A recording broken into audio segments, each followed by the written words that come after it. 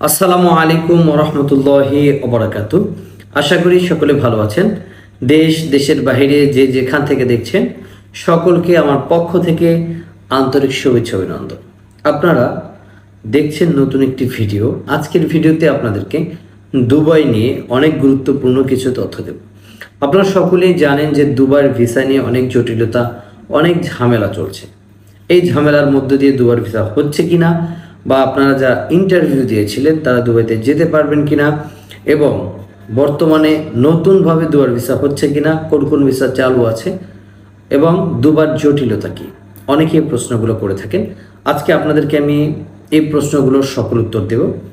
তার আগে বলে নিচ্ছি বর্তমানে দুবাইতে যে জটিলতা আছে, এই জটিলতা, প্রথম জটিলতা হচ্ছে আমাদের যে বাঙালি যারা আছে তারা দুবাইয়ের বিভিন্ন ক্যাটাগরির ভিসা করতে গিয়ে ফেক ডকুমেন্টস দিয়ে অনেক জটিলতা তৈরি করেছে। যে জটিলতার কারণে দুবাই গভর্নমেন্ট বাংলাদেশের ভিসা, বিভিন্ন ক্যাটাগরির ভিসা স্থগিত রেখেছে এবং এই ভিসাগুলো দিচ্ছে না। মাঝখান থেকে কিন্তু অনেক ভিসা দিয়েছিল, যেমন general helper, cleaner, airport cleaner, security guard, এই ভিসাগুলো কিন্তু দিয়েছিল। দুবাই ট্যাক্সি, বাইক রাইডার, এগুলোও দিয়েছিল। আবার কিন্তু হঠাৎ করে ভিসা নিয়ে জটিলতা তৈরি হয়ে গেছে। তবে যারা এর আগে ইন্টারভিউ দিয়েছিলেন, ইন্টারভিউ দিয়ে যারা দুবার ভিসার জন্য আবেদন পর্যন্ত করেছেন, তাদের ভিসাগুলো পাওয়ার সম্ভাবনা রয়েছে। আপনারা অপেক্ষা করতে পারেন, আশাবাদী তাদের ভিসাগুলো খুব দ্রুত সময়ের মধ্যে চলে আসবে। আপনারা অনেকেই বলতেছেন যে দুবার ভিসা বন্ধ, একেবারেই বন্ধ, 4 মাস, 5 মাস, 6 মাস হয়ে গেছে, ভিসা পাচ্ছি না। এর মধ্য দিয়ে কিন্তু ভিসা দিয়েছিল, অনেকে গেছে। আবার নতুন করে আমরা আশ্বাস পাচ্ছি, যাদের ইন্টারভিউগুলো হয়েছে, অর্থাৎ যাদের ভিসার জন্য আবেদন করা হয়েছিল, general helper, cleaner, maximum Transguard কোম্পানির যারা, তাদের ভিসাগুলো পাওয়ার সম্ভাবনা অনেক রয়েছে। তাই আপনারা আশাহত হবেন না, ধৈর্য ধরুন। ধৈর্য ধরলে আশা করি আপনারা ভালো একটা স্বপ্ন পূরণ করতে পারবেন ইনশাল্লাহ।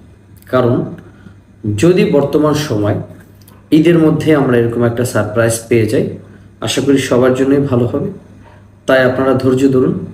আরও যারা নতুনভাবে দুবাই যাওয়ার জন্য আগ্রহ প্রকাশ করছেন, আপনারা বেশি সময় হাতে নিয়ে তারপর ফাইল সাবমিট করবেন, যাতে করে আপনি যেতে পারেন। তবে একটা বিষয় আপনাদেরকে বলে দিচ্ছি, দুবাইয়ের জন্য যারা বর্তমানে ফাইল সাবমিট করবেন, আপনি যদি কোনো জব করে থাকেন, জব থেকে রিজাইন নেবেন না, অর্থাৎ জব ছাড়বেন না, কোথাও থেকে লোন তুলবেন না, কিছু বিক্রি করবেন না। কারণ আমরা দুবাইতে ফার্স্টে কোনো পেমেন্ট নিচ্ছি না, সম্পূর্ণ পেমেন্ট ভিসার পরে। আমাদের মাধ্যমে যদি আপনি দুবাই যান, ভিসার পরে পেমেন্ট দিয়ে তারপর যেতে পারবেন।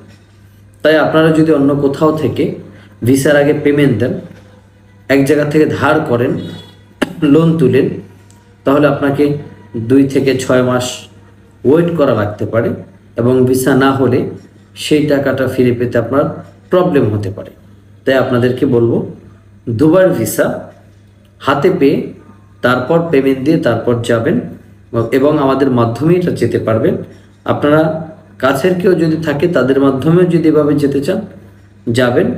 তবে ভিসার আগে কোনো পেমেন্ট দিবেন না।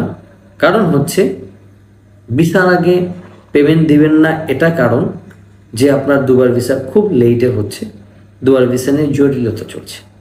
আপনারা মেডিকেল করে দুবার ভিসার জন্য আবেদন করতে পারেন। আশা করি আপনারা দুবার ভিসা পাবেন, তবে একটু সময় লাগবে। যারা দুবাই যেতে আগ্রহী, পাশাপাশি সৌদি আছে, সৌদিও যেতে আগ্রহী, বিশ্বস্ত মাধ্যম পাচ্ছেন না, আমাদের স্ক্রিনে দেওয়া হোয়াটসঅ্যাপ নম্বর যোগাযোগ করতে পারেন। আমরা বিশ্বস্ততার মাধ্যম দিয়ে আপনাদেরকে দুবাই, সৌদি, কাতার, এই দেশগুলোর ভিসা করে দিতে পারব। সৌদিতেও আমাদের কাছে ভালো অপরচুনিটি রয়েছে, সরাসরি কোম্পানি ভিসা রয়েছে। আপনারা চাইলে সৌদিতে আমাদের মাধ্যমে সরাসরি কোম্পানি ভিসা যেতে পারবেন। পাশাপাশি আমরা ইউরোপের কাজ করছি, বেলারুশ, আপনারা চাইলে আমাদের মাধ্যমে বেলারুশেও যেতে পারবেন।